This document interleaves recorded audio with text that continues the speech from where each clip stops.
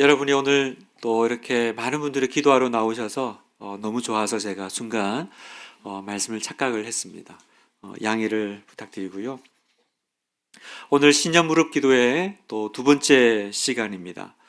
우리 지난주 내 안에 거하라 요한복음 15장 말씀을 가지고 또 우리가 붙잡고 기도했는데요. 우리 지난주에 어떻게 하는 것이 내 안에 거하는 것인가, 예수님 안에 거하는 것인가를 우리가 살펴봤습니다. 세 가지를 나눴습니다. 그 세 가지를 좀 다시 한번 복습을 해보면, 첫 번째가 예수님께 마음의 문을 여는 것이 내 안에 거하는 것이다 라고 말씀드렸어요. 내가 예수님께 마음의 문을 열고 그분이 정말로 나의 주님이심을 고백하는 것, 그것이 내가 주님 안에 거하는 것이다 말씀드렸고, 두 번째, 예수님이 나의 포도나무십니다 고백하는 것.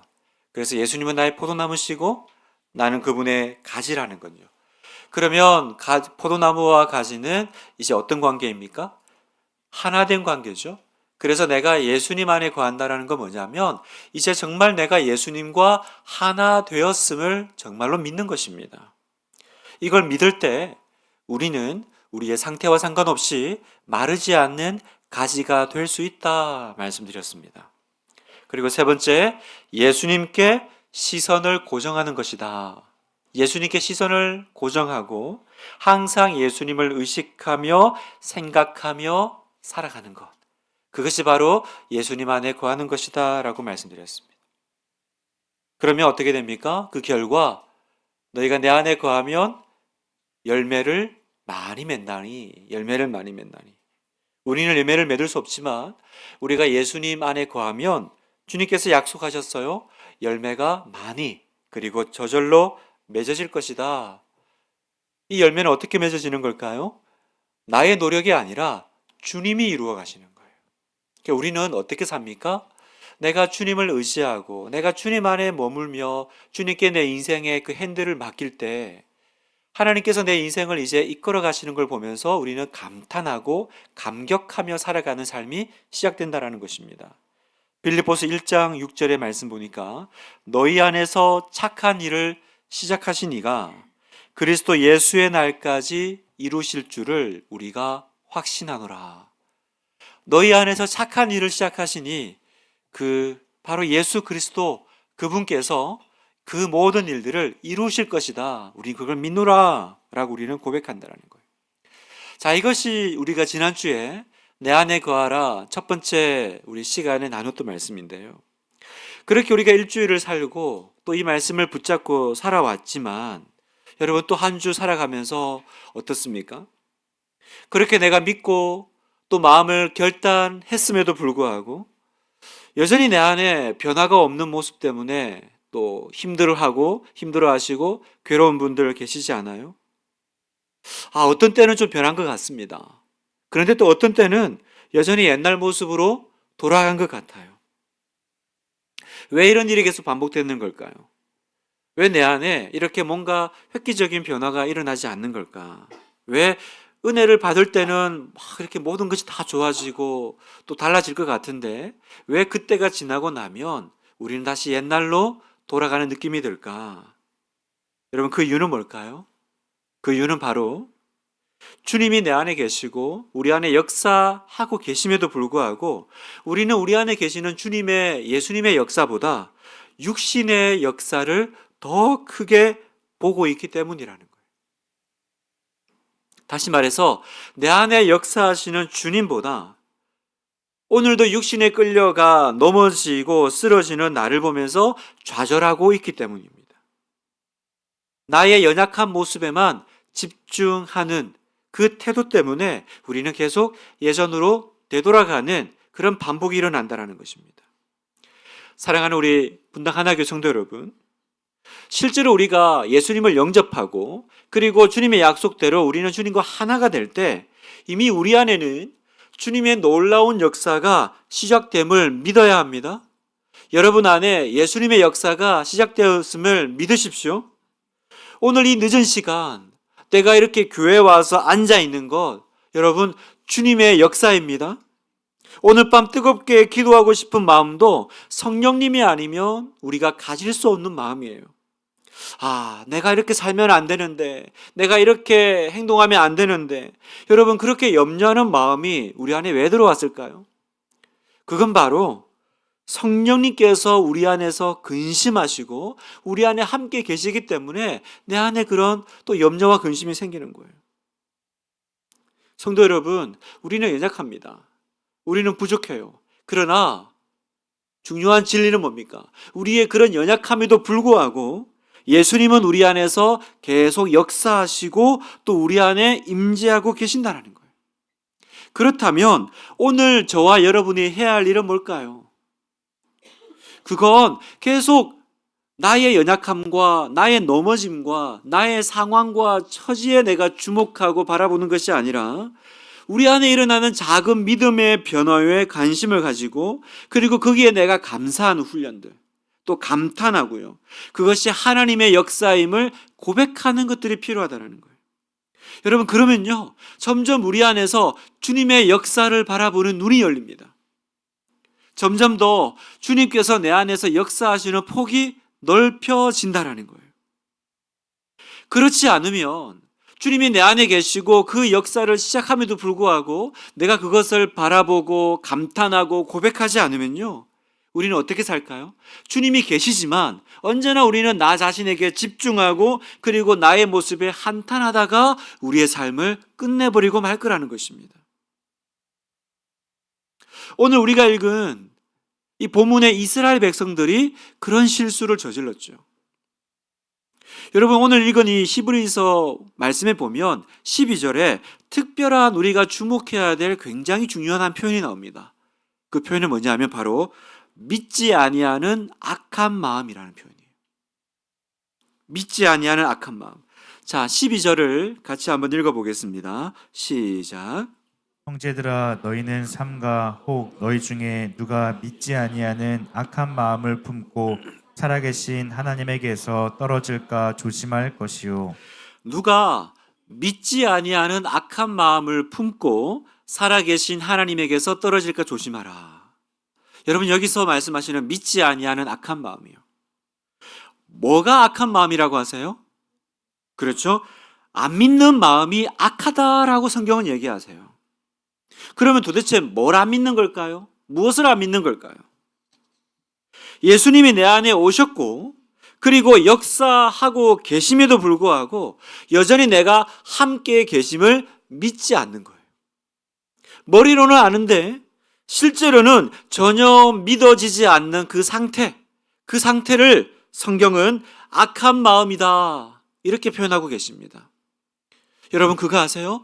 믿지 아니하는 마음이 악한 마음이라는 걸 기억하셔야 돼요. 그래서 여러분, 예수님이 지금 약속하신 대로 나와 함께 하시지만 우리 안에 믿지 않는 악한 마음이 들어오면요, 그 사람의 마음은 점점 완고해지기 시작합니다. 그래서 13절에 보면 이 앞에 12절에 말씀하신 믿지 아니한 악한 마음의 동의어를 완고한 마음이다 이렇게 표현하고 계세요. 자, 13절을 보겠습니다. 오직 오늘이라 일컫는 동안에 매일 피차 권면하여 너희 중에 누구든지 죄의 유혹으로 완고하게 되지 않도록 하라. 완고하면 안 된다는 거예요. 완고하지 굳은 마음이 되지 않도록. 여러분이 완고하고 굳은 마음은 어디서 왔을까요? 내가 하나님이 계심에도 불구하고 믿는다고 말하면서도 사실은 실제로는 믿지 않고 살아가는 그 마음이 내 안에 계속 머물러 있으면 그때부터 내 마음이 굳어진다는 거예요. 여러분, 굳어지면 어떻게 될까요? 돌처럼 딱딱한 굳어진 마음이 되면 어떻게 될까요? 그러면 더 이상 내가 주님의 말씀에 반응할 수 없는 상태가 됩니다. 그래서 성경에 보면 돌처럼 굳은 마음이 있는 반면에 반대 상태가 있어요.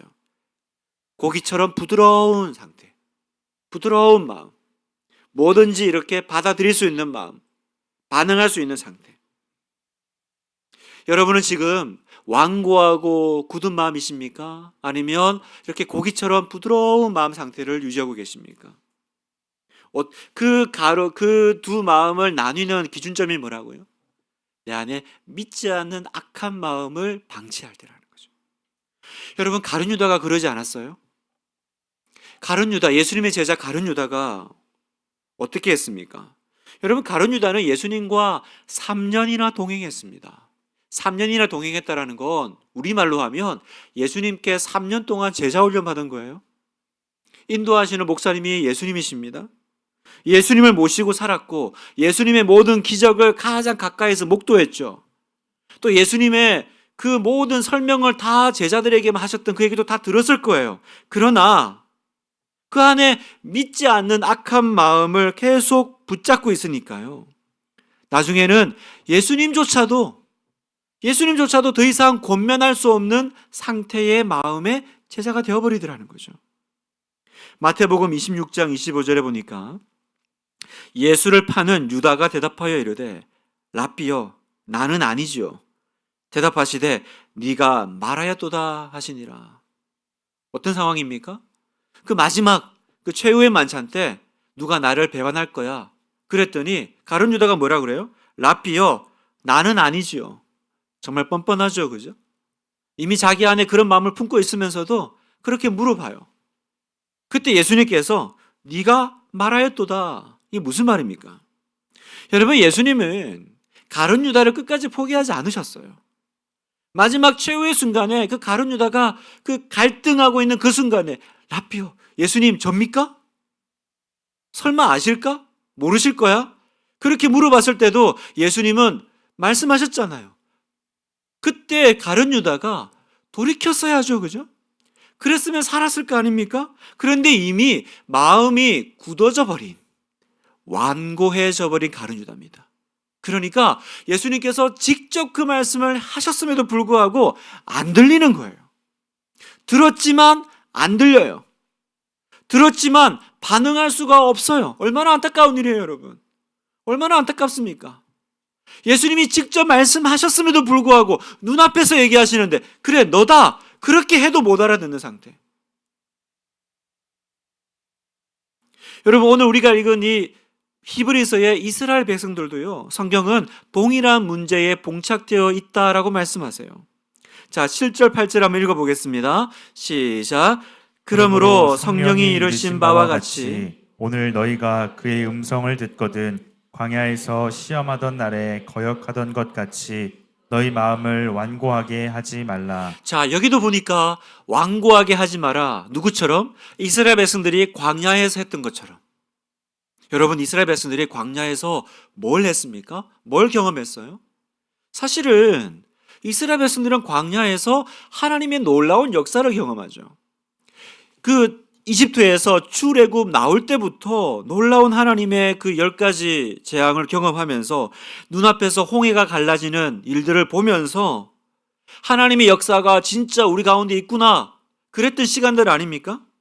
하지만 그 상황 가운데서도요, 이스라엘 백성들에는 뭐가 있습니까? 하나님을 믿지 아니하는 악한 마음.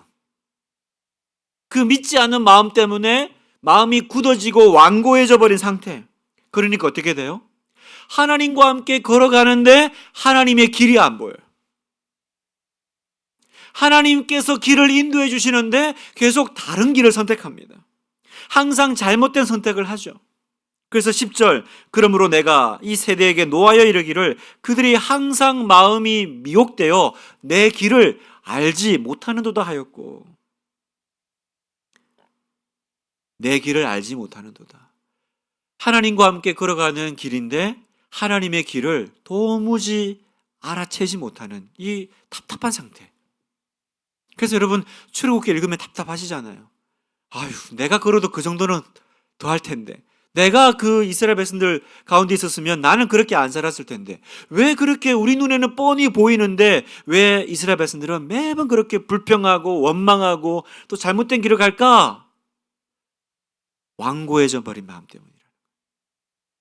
그래서 어떻게 됐습니까? 그 결과 그 출애굽 1세대, 사실은 가장 화려하고 놀라운 하나님의 역사를 목도했던 그 1세대가 가나안 땅에 못 들어갔어요, 여러분. 광야에서 죽을 수밖에 없었습니다. 그래서 11절 이렇게 말씀하시죠. 내가 노하여 맹세한 바와 같이 그들은 내 안식에 들어오지 못하리라 하였다 하셨느니라. 이게 바로 그 말씀입니다. 믿지 아니하는 악한 마음, 완고한 마음 상태가 되면요, 하나님의 역사 한복판에서도 버림받은 상태가 된다라는 것입니다. 우리 사랑하는 하나교회 성도 여러분, 오늘 밤 성령님께서 여러분에게 말씀하십니다. 믿지 않는 악한 마음을 조심하라고. 믿지 않는 악한 마음을 조심하라. 믿지 않는 건 그냥 안 믿는 상태 혹은 불신앙이 아니라 그건 하나님 보실 때 악하다라는 거예요. 그 굳은 마음 상태를 계속 마음속에 유지하고 담아두면 어떻게 됩니까? 하나님의 뜻을 알 수가 없어요. 그러니까 이제부터는요, 하나님의 길을 알지 못하는도다. 그 말씀이 우리 안에 성취되면 안 되는데 이제 놀랍게 경험되기 시작할 겁니다. 경험되면 안 되는 거예요. 그런데 하나님의 길을 알지 못하는 그 일들이 경험되어져요. 그 첫 번째 증거가 뭡니까? 하나님이 받아주시지 않는 기도를 하기 시작한다는 거예요. 기도는 해요. 그러나 하나님이 기뻐하시지도 않고 하나님의 뜻이 아니고 하나님의 길이 아닌데 계속 그 길을 가려고 기도한다는 겁니다. 어떤 교회에서 사역하시던 목사님이 교회 목회가 너무 힘드셨어요. 그래서 그분이 그렇게 기도하셨대요. 하나님, 제가 이 교회를 사임할 때 저를 괴롭힌 사람 5명 발표하고 교회를 떠날 수 있게 해주세요. 그렇게 기도를 시작했답니다. 그리고 그때부터 이제 5명의 명단을 짜기 시작한 거예요. 누구를 여기 넣을까? 너무 기뻤대요. 이렇게 막 살생부, 그죠? 데스노트 아니에요? 그래서 이름 바꿔가면서 이 사람 누구지? 나를 괴롭힌 5명. 여러분, 이 기도가 맞겠습니까? 여러분, 이 기도를 하나님이 기뻐하시겠어요? 그러니 어떻게 교회가 부흥이 되며 어떻게 사역이 힘이 나겠어요? 나중에 가서야 이 목사님이 내가 지금 무슨 기도를 하고 있나? 내가 지금 뭐 하고 있나? 그렇게 나중에 깨닫고 회개하셨다고 말씀하셨어요. 여러분, 이게 한분 웃을 그냥 이 목사님의 어리석은 에피소드입니까? 저와 여러분은 그러지 않아요? 우리 안에는 이런 어리석은 기도 없습니까? 하나님, 저 사람, 하나님, 이 상황, 하나님, 이 문제. 우리가 하나님을 믿는다고 하면서 하나님이 역사하신다고 하면서도요, 우리도 이 목사님처럼 하나님이 도대체 들어주실 수 없는 기도만 드리고 있을 수 있는 거예요. 그렇다면 어떻게 하면 우리가 이 마음을 피할 수 있을까? 어떻게 하면 우리가 이 완고한 마음을 거절할 수 있을까? 오늘 2가지를 같이 묵상하고 기억하기를 원하는데요. 어떻게 하면 완고한 마음을 피할 수 있을까? 첫 번째는요, 나의 마음을 지켜내어야 합니다. 여러분, 예수님을 영접한 사람은 마음이 바뀌게 되어 있죠. 우리가 지난주에 말씀을 들은 것처럼 예수님을 영접한 것이 진짜라면요, 마음이 어떻게 안 바뀔 수가 있겠어요? 만왕의 왕이신 하나님이 내 마음에 오셨다. 집사님은 예수님을 마음에 영접하셨습니까? 마음에 영접한 이후로 예수님이 집사님 안에 살아 계신다고 믿어지십니까? 여러분, 정말 내가 그렇게 고백하고 아멘이라고 했다면요, 여러분, 예수님을 영접했는데 어떻게 예수님이 기뻐하지 않는 생각을 동시에 품을 수가 있죠? 예수님을 영접하고 예수님이 내 안에 계신다면서요. 그러면서 어떻게 내 마음에 분노를 품을 수가 있어요? 유혹이 온다고 그것을 품을 수가 있습니까? 아무리 슬프다고 슬픔 속에 빠져 살 수가 있어요? 성도 여러분, 우리는 2가지 중에 하나밖에 할 수 없는 거예요. 예수님을 품든지 아니면 나쁜 생각을 품든지, 둘 중에 하나죠. 그런데 안타깝게도 오늘날 많은 신자들이요, 그리스도인들이 예수님을 마음에 영접했다라고 하면서도 마음 상태는 엉망입니다. 누가 알겠어? 누가 알겠어? 아무도 내 마음 들여다보지 않아. 그래서 마치 그 방치해 놓은 집처럼, 방치해 놓은 방처럼요, 내 마음에 지금 온갖 부정적이고 더러운 것들이 들락거리고 방치되고 쌓여 있는데 그런 걸 신경을 안 써요. 화가 나는 대로 욕심과 거짓과 교만한 마음이 들어오면 그 마음 그대로 그냥 가지고 살아요. 겉모습만 신경 써요. 그래서 교회 올 때 겉모습은 사람들이 어떻게 볼까?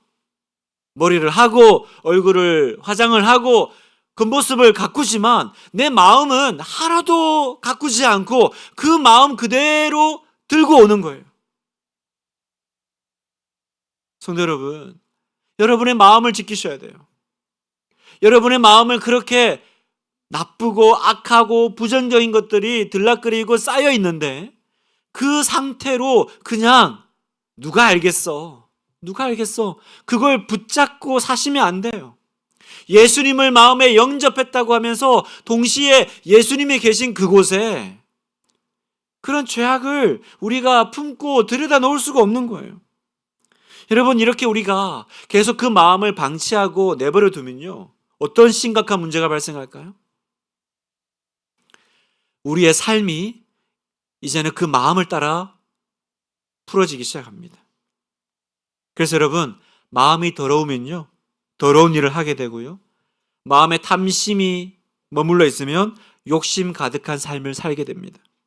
슬픈 마음을 계속 품고 살면요, 항상 슬프게 살고요, 미움과 원망으로 마음을 채우면 그런 원망과 불평의 삶을 살 수밖에 없어요. 그래서 잠언에 이렇게 말씀하고 계시죠. 잠언 4장 23절, 모든 지킬 만한 것 중에 더욱 내 마음을 지키라. 왜요? 생명의 근원이 이에서 남이니라. 지킬 것 중에 최고로 지켜야 될 게 뭐라고요? 네 마음을 지켜라. 왜요? 생명의 근원이 여기서 남이니라. 세번역보는 이렇게 얘기합니다. 마음이 바로 생명의 근원이다. 마음이 생명의 근원이다. 무슨 말이에요? 삶은 마음을 따라간다는 거죠. 여러분, 마음을 지키셔야 됩니다. 왜요? 그 마음을 방치하면 그 마음 따라가요. 생명의 근원이 여기서 남이니라. 그러면 어떻게 우리의 마음을 지킬 수 있을까요? 여러분, 우리의 마음은 아무도 못 본다는 생각을 버리셔야 돼요. 내 마음 이 속에 있는 거 누가 알겠어? 내가 이런 생각 품고 있는 건 누가 보겠어? 내가 아무도 안 볼 때 그런 생각하고 마음에 미워하고 나쁜 생각 품고 음란한 거 품고 그런 거 보고 누가 알겠어? 누가 한다니요, 여러분? 누가 한다니요? 주님이 보고 계시잖아요.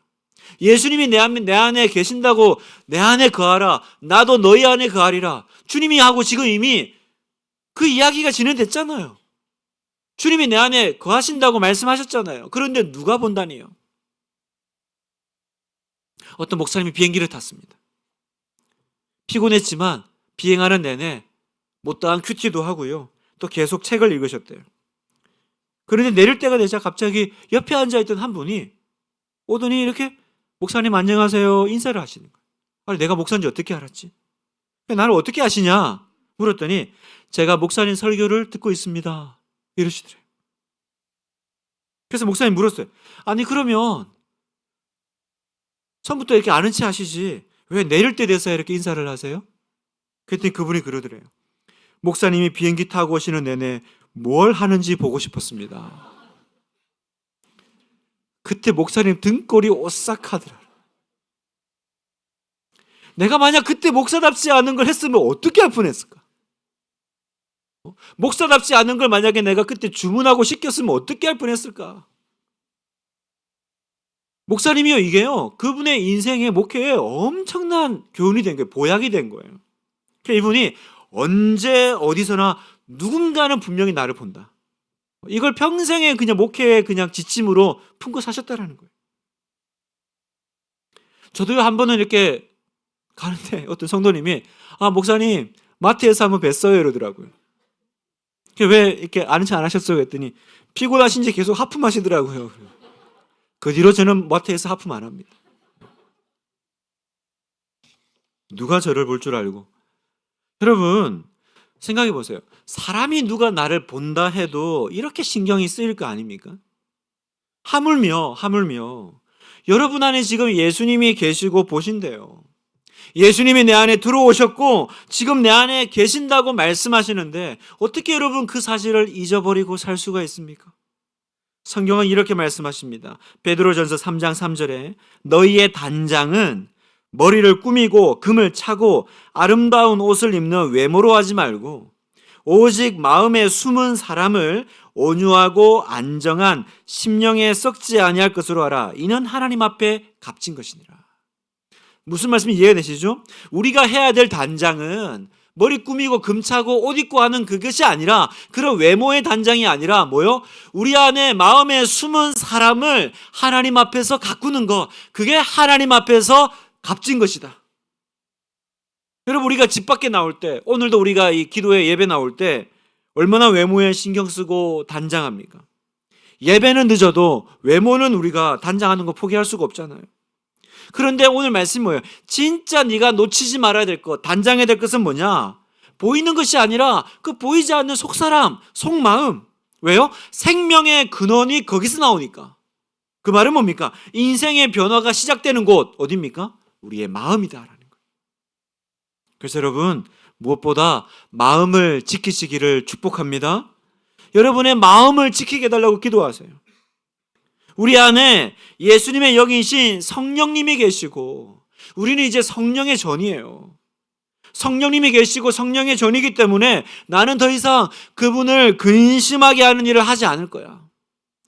그분이 기뻐하지 않는 걸 내 마음에 품지 않을 거야. 에베소서 4장 30절 같이 한번 읽어보겠습니다. 시작. 하나님의 성령을 근심하게 하지 말라. 그 안에서 너희가 구원의 날까지 인치심을 받았느니라. 하나님의 성령을 근심하게 하지 말라. 이 말씀이 오늘 밤 여러분에게 정말 중하게 다가가기를 그렇게 소망합니다. 내 안에 주님 계신다. 내가 모시는 분이 있어. 그런데 어떻게 내가 그분을 근심하게 할 것을 내 마음에 품겠어? 여러분, 내 안에 주님이 계신데 어떻게 내 안에 술, 담배를 넣어요? 어떻게 미움과 증오를 넣어요? 어떻게 음란함과 거짓된 것을 넣어요, 여러분? 성령을 근심하게 하지 말라. 나 그렇게 살지 않을 거야. 나 그렇게 살지 않을 거야. 한 번은 그 영화 배우 차승원 씨의 인터뷰를 봤어요. 그분이 자기 관리가 굉장히 철저하시더라고요. 근데 그분이 자기 관리가 그렇게 철저한 이유를 이렇게 설명하시더라고요. 나는 나 자신을 신성한 사원같이 지키고 싶었다. 그것이 나를 보는 관객에 대한 예의다. 야, 제가 그 말을 듣는데 얼마나 이렇게 전율이 돋고 소름이 끼치는지, 감동이 되는지. 나는 나 자신을 신성한 사원같이 지키고 싶었다. 이 신성한 사원이라는 이 말이요, 이 단어가 너무 저에게 이렇게 인상 깊었어요. 여러분, 배우도요, 자신을요, 신성한 사원같이 지키고 싶대요. 그게 관객에 대한 자기 예의라는 거예요. 그래서 철저하게 먹고 싶은 거 참고, 하고 싶은 거 참고, 오로지 연기, 그리고 사람들에게 어떻게 보여질까, 구설수에 오르지 않기 위해서. 하물며 여러분, 주님을 모신 우리의 마음이요, 주님께서 우리에게 뭐라고 말씀하십니까? 너희가 성령의 전인 것을 알지 못하느냐. 세상 사람도 자기를 신성한 사원같이 지키고 싶다는데 우리야 오죽하겠습니까, 여러분? 사랑하는 성도 여러분, 여러분을 신성한 사원같이 성령의 전으로 지켜내시기를 축원합니다. 여러분 마음속에 주님이 오셨다라는 걸 귀하게 여기셔야 돼요. 내 안에 거룩하신 주님이 오셨다. 나는 그분을 모시는 전이야. 그분을 모시는 거룩한 사원이야. 그 신성한 사원같이 지켜내시는 여러분 되시기를 축복합니다. 두 번째, 마음의 말씀이 풍성하게 거하는 것입니다. 어떻게 하면 내가 완고한 마음을 피할 수 있을까? 내 마음을 무엇으로 채울까? 말씀으로 어떻게 해요? 풍성하게. 풍성하게 뭐예요? 정말 그 입구까지 채우는 거예요. 여러분, 마음을 예수님의 말씀으로 풍성하게 채우는 것이 완벽하게 우리의 마음을 지키는 거예요. 골로새서 3장 16절, 그리스도의 말씀이 너희 속에 풍성히 거하여 모든 지혜로 피차 가르치며 권면하고. 뭐라고 말씀하세요? 그리스도의 말씀이 너희 속에 풍성히. 오늘 밤에 이 말씀이 저와 여러분의 마음에 이루어지기를 그렇게 간절히 축원합니다. 여러분, 그 컵 안에 공기를 무슨 수로 빼겠어요?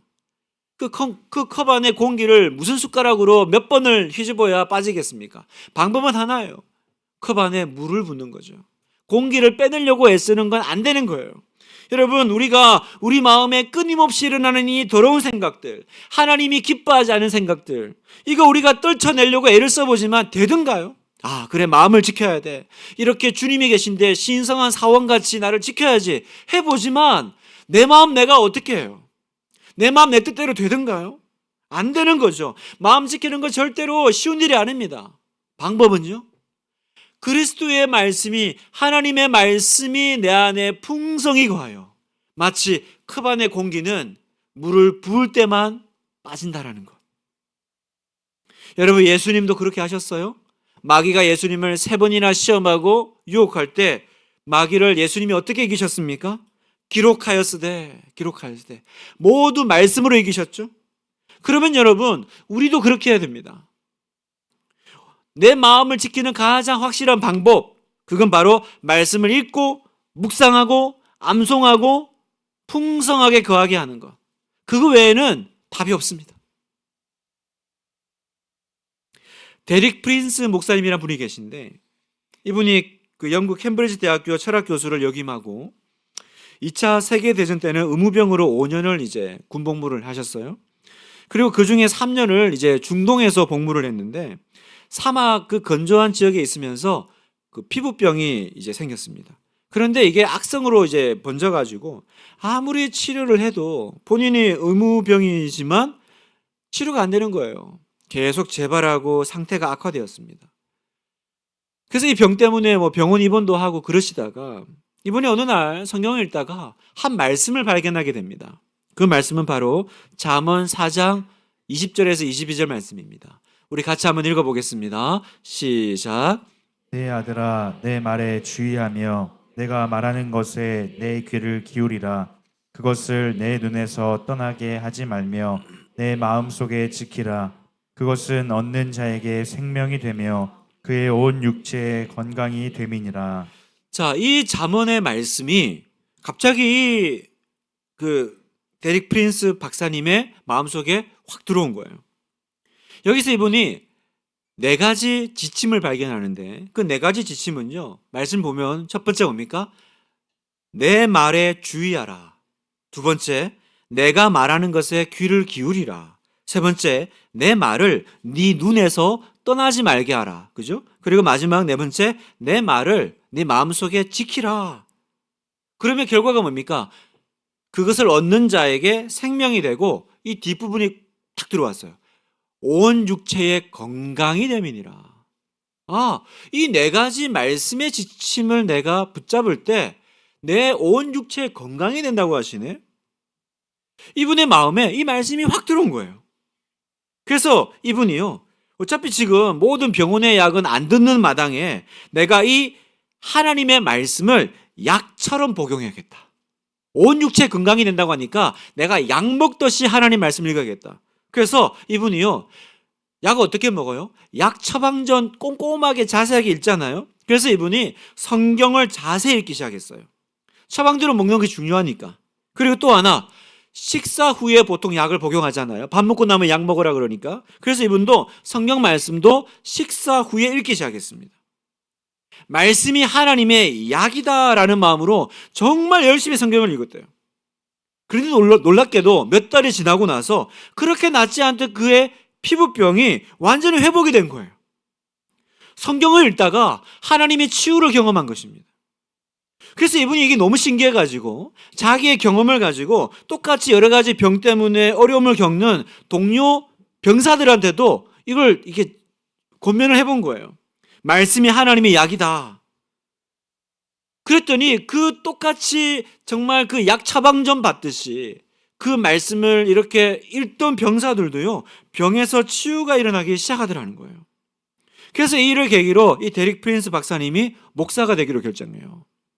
그리고 이때의 경험을 가지고 책을 쓰는데 그 책이 이름하여 하나님의 약병이라는 책입니다. 지금도 기독교 서점에 있습니다.